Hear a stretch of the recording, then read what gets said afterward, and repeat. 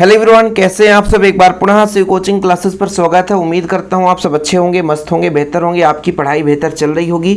आज हम बात करने वाले बच्चों हिंदी में आत्मकथा और जीवनी में अंतर, जो कि काफ़ी महत्वपूर्ण है एग्जाम के दृष्टिकोण से।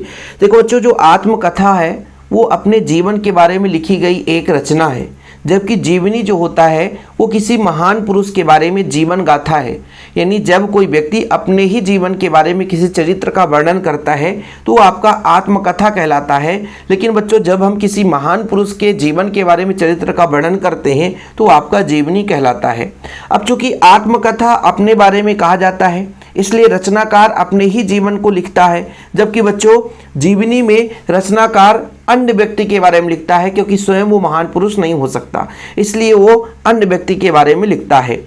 आत्मकथा जीवन की घटना पर आधारित की जाती है, जबकि जीवनी में जन्म से मृत्यु तक की घटनाएं होती है। देखो बच्चों, जब आत्मकथा लिखा जाता है तो अपने बारे में लिखना है, तो अपने बारे में कब लिखेंगे? जब आप जीवित रहेंगे।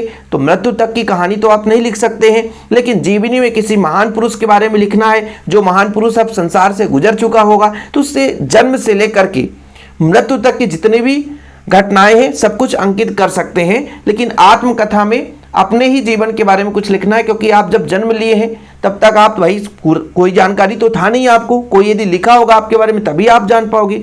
तो आपके जीवन में जो घटना घटित हुआ होगा तो किसी एक विशेष घटना पर आप लिख सकते हैं, लेकिन आप अपने जन्म से मृत्यु तक के बारे में तो नहीं लिख सकते। तो जो आपका आत्मकथा होता है जीवन के किसी एक घटना पर आधारित होता है, जबकि जीवनी जो होता है बच्चों जन्म से मृत्यु तक की घटनाएं सम्मिलित रहती है। आत्मकथा कथात्मक शैली में लिखी जाती है, जबकि जीवनी वर्णनात्मक शैली में लिखी जाती है। कथात्मक शैली का मतलब किसी कथन को लेकर के वर्णन कर दिया जाता है, लेकिन जीवनी में वर्णनात्मक यानी बहुत विस्तृत रूप है बच्चों, क्योंकि जन्म से मरण तक की विभिन्न घटनाओं का अंकन होता है, इसलिए वर्णनात्मक यानी इसका पूरा वर्णन रहता है, इसलिए वर्णनात्मक शैली में लिखा जाता है। आत्मकथा में लेखक स्वयं के गुण दोष का वर्णन करता है अपने जीवन में, क्योंकि किसी घटना पर आधारित कितना गुण है, कितना सही है, कितना गलत है, इस चीज पर वर्णन करता है। लेकिन जीवनी के बारे में लेखक स्वयं पर विचार व्यक्त नहीं करता, बल्कि किसी दूसरे व्यक्ति के बारे में जो भी घटनाएं घटित है वही चीज लिखता है। तो ये है आपका बच्चों आत्मकथा और जीवनी में अंतर, बिल्कुल काफी महत्वपूर्ण है, आप लोग तैयार कर लेना। एक बार रिवाइज कर लेते हैं। आत्मकथा क्या होता है? अपनी जीवन की एक गाथा है, अपनी ही जीवन की गाथा, जबकि जीवनी जो है किसी महान पुरुष के जीवन की गाथा है। इसमें रचनाकार अपने जीवन पर लिखता है, आत्मकथा में रचनाकार अपने ही जीवन पर लिखता है, जबकि जीवनी पर बच्चों रचनाकार किसी अन्य व्यक्ति के बारे में, अन्य व्यक्ति के जीवन के बारे में लिखता है।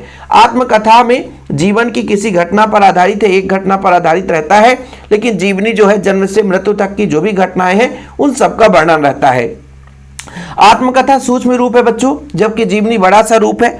आत्मकथा कथात्मक शैली में लिखी जाती है, लेकिन जीवनी जो होता है वर्णनात्मक शैली में लिखी जाती है।